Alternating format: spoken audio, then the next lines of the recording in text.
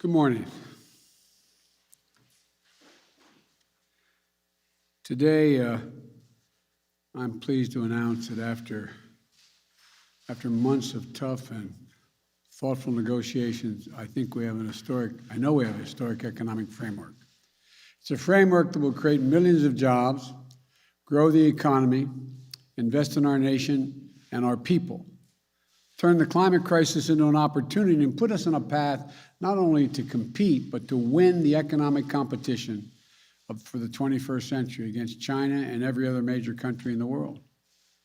It's fiscally responsible. It's fully paid for. 17 Nobel Prize winners in economics have said it will lower the inflationary pressures on the economy. And over the next 10 years, it will not add to the deficit at all. It will actually reduce the deficit, according to economists. I want to thank my colleagues in the Congress for their leadership. We spent hours and hours and hours over months and months working on this. No one got everything they wanted, including me. But that's what compromise is. That's consensus. And that's what I ran on. I've long said compromise and consensus are the only way to get big things done in a democracy, important things done for the country. I know it's hard. I know how deeply people feel about the things that they fight for. But this framework includes historic investments in our nation and in our people.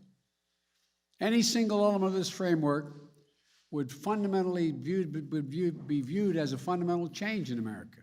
Taken together, they're truly consequential.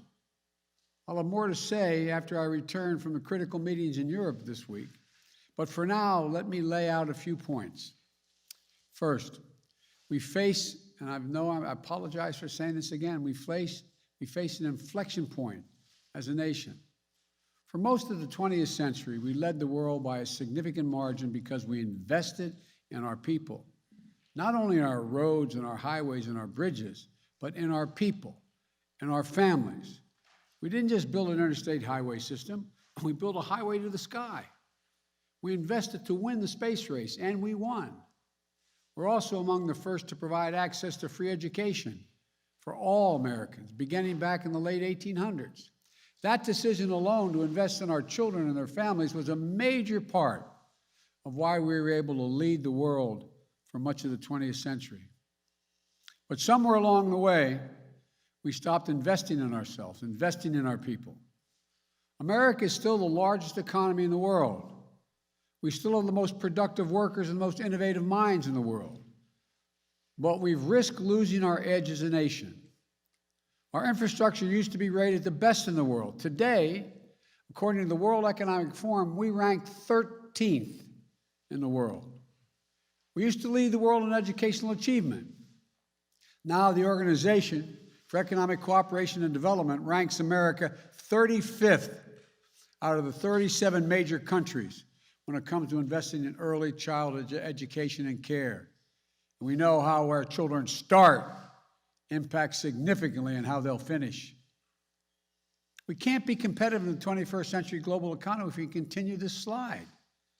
That's why I've said all along, we need to build America from the bottom up and the middle out, not from the top down, with the trickle-down economics that's always failed us. I can't think of a single time when the middle class has done well that the wealthy haven't done very well.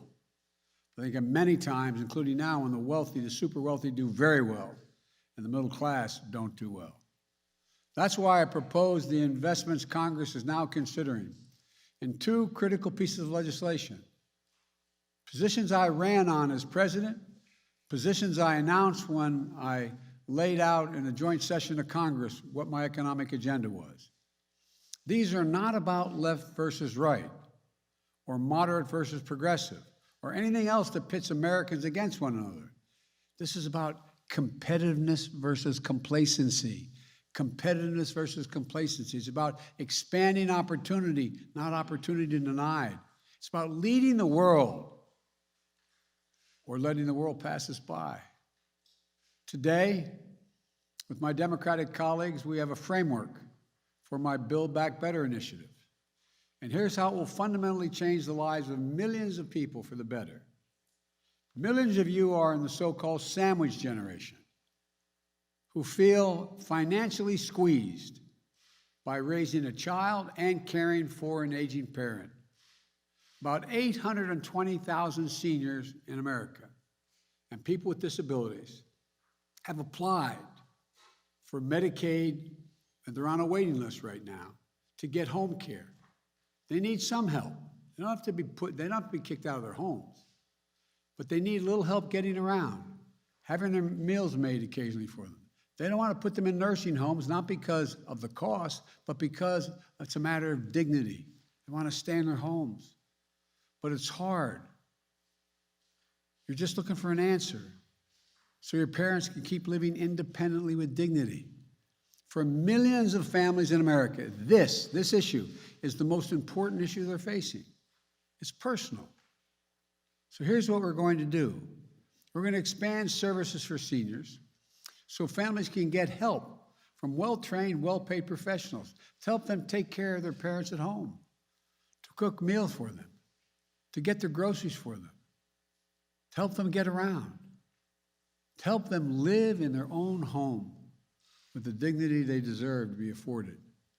Quite frankly, what we found is that this is more popular or as popular as anything else we're proposing because the American people understand the need. It's a matter of dignity and pride for our parents. 30 years ago, we ranked number 7 among the advanced economies in the world as a share of women working. You know where we are today? We ranked 23rd. 23rd, 7 to 23. Once again, our competitors are investing, and we're standing still. Today, there are nearly 2 million women in America not working today simply because they can't afford childcare. Typical family spends about $11,000 a year on childcare. Some states, it's $14,500 a year per child.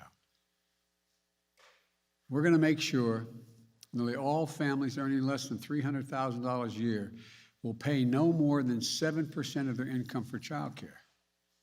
And for a family making $100,000 a year, that will save them more than $5,000 on childcare. This is a fundamental game changer for families and for our economy, as more parents, especially women, can get back to work and work in the workforce. I'm looking at a lot of significant press people in front of me. A lot of them are working mothers. They know what it costs. I remember when I got to the Senate, I lost my wife and daughter in an accident, my 2 boys. I started commuting 250 miles a day because I had my mom and my dad and my brother and my sister to help me take care of my kids because I couldn't afford childcare, and I was getting a serious salary, $42,000 a year. We've also extended the historic middle-class tax cut. That's what I call it, middle-class tax cut for parents. That is the expanded child tax credit we passed through the American Rescue Plan. What that means is, for folks at home, they're getting $300 a month for every child under the age of 6, $250 for every child under the age of 18. We're extending that for another year. The money is already a life changer for so many working families.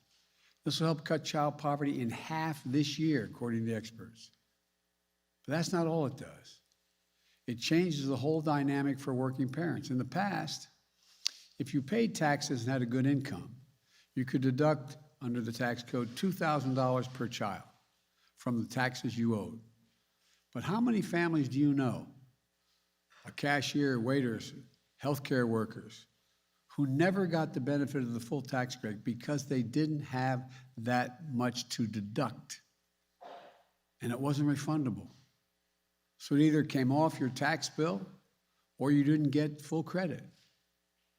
Why should somebody making $500,000 a year or $150,000 or $200,000 a year get to write it off their taxes? And the people who need the help even more, they don't have that much tax to pay. They don't get the benefit, and they have the same cost of raising their children. 80% of those left out were working parents who just didn't make enough money. That's why in the American Rescue Plan, we didn't just expand the amount of the middle-class tax cut. We also made it refundable. This framework will make it permanently refundable, making sure that the families who need it get a full credit for it, in addition to those who are already getting full credit.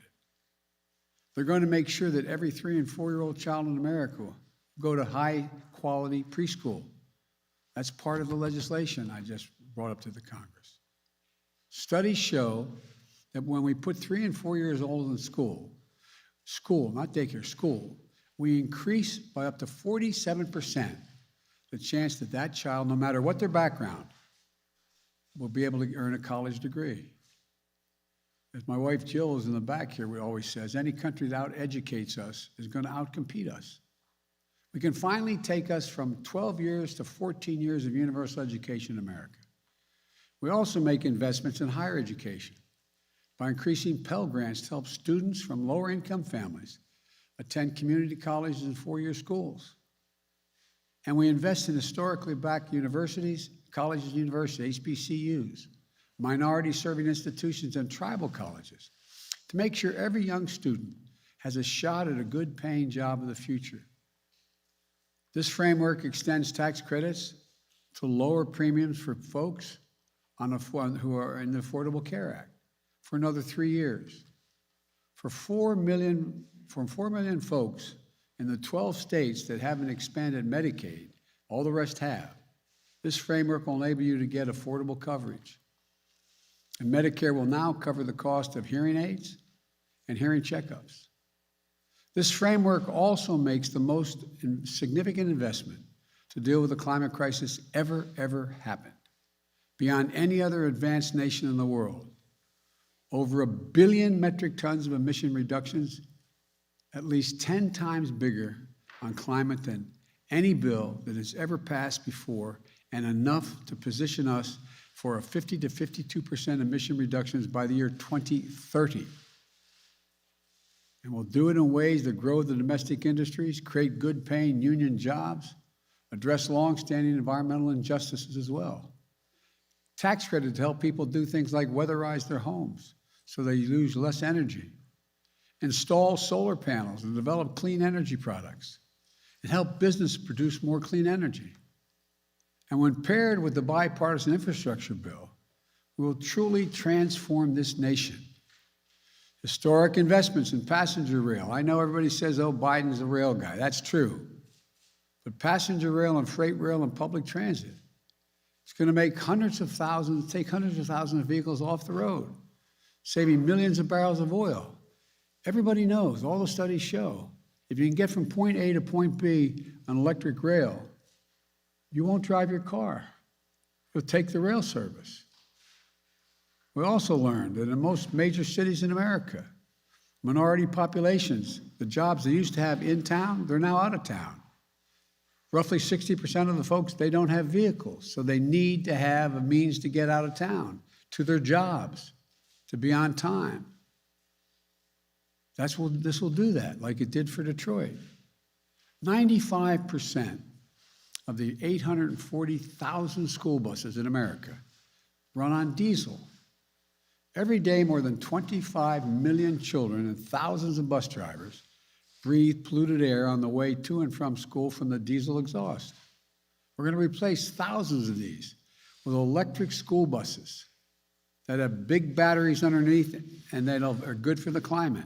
I went down to one of the manufacturing facilities, saw them, got in one, drive them. They do not expend any, expend any pollution into the air.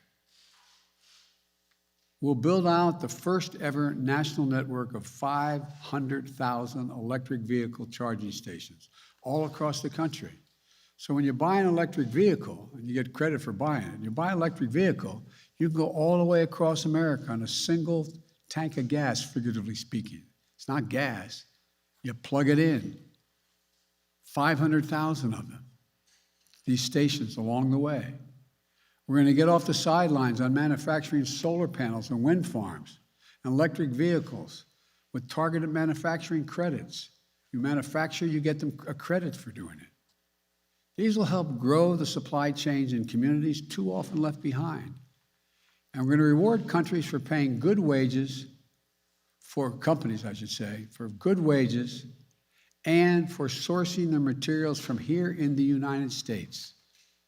That means tens of millions of panels and turbines, doubling the number of electric vehicles we have on the road within just 3 years. We'll be able to sell and export these products and technologies to the rest of the world and creating thousands more jobs because we are once again going to be the innovators.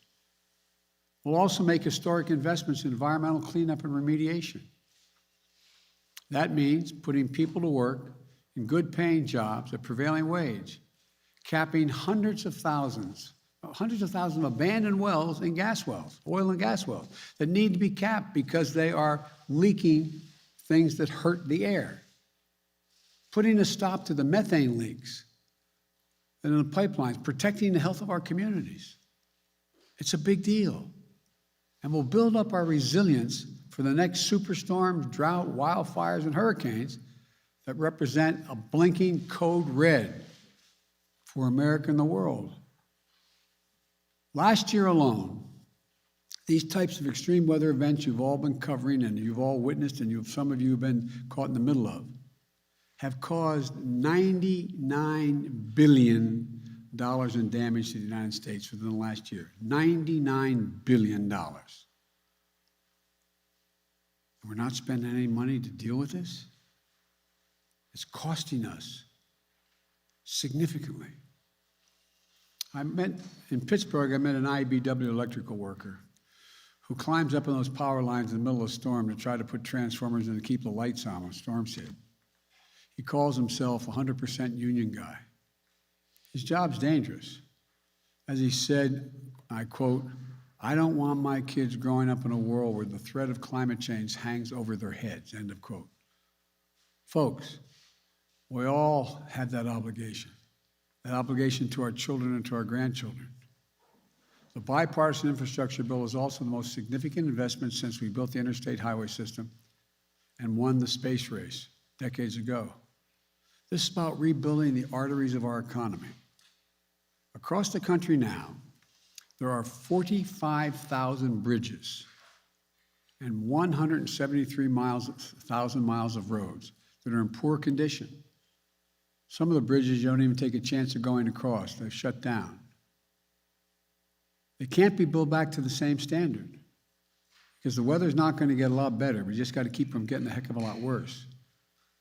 We have to build back better and stronger. No one should have to hold their breath as they cross a rundown bridge or a dangerous intersection in their hometown.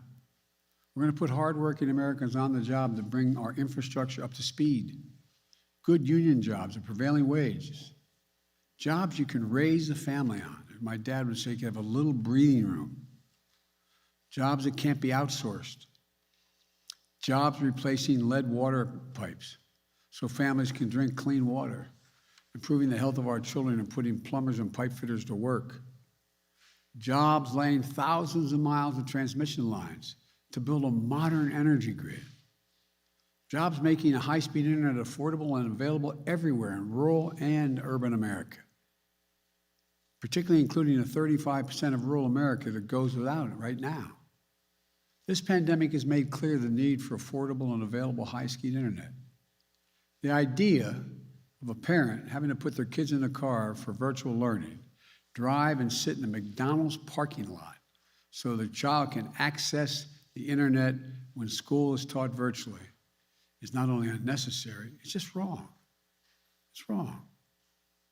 As I said before, these plans are fiscally responsible. They are fully paid for. They don't add a single penny to the deficit. They don't raise taxes on anyone making less than $400,000 a year. In fact, they reduce the deficit. Here's how. I don't want to punish anyone's success. I'm a capitalist. I want everyone to be able to, if they want to be a millionaire or billionaire, to be able to seek their goal. But all I'm asking is pay your fair share. Pay your fair share. Pay your fair share. And right now, many of them are paying virtually nothing. Last year, the 55 most profitable corporations in America, 55 of them, paid zero in federal income tax on about $40 billion in profit. If they report big profits to their shareholders, They should be paying taxes. It's that simple. That's why the Build Back Better framework will have a 15% minimum on the largest corporations, a minimum tax of 15%. The top 1% of the wealthiest Americans evade, it's estimated by the experts, $160 billion a year in federal taxes. That's wrong. We're going to change that. I want to emphasize what I said from the beginning. Under my plans, if you earn less than $400,000, you won't pay a single penny more in federal taxes, period. In fact, these bills continue cutting taxes for middle class, for child care, for health care, so much more. Let me close with this. For much too long, working people of this nation and the middle class of this country have been dealt out of the American deal. It's time to deal them back in. I ran for president saying it was time to reduce the burden on the middle class, to rebuild the backbone of this nation, working people and the middle class. I couldn't have been any clearer from the very moment I announced my candidacy.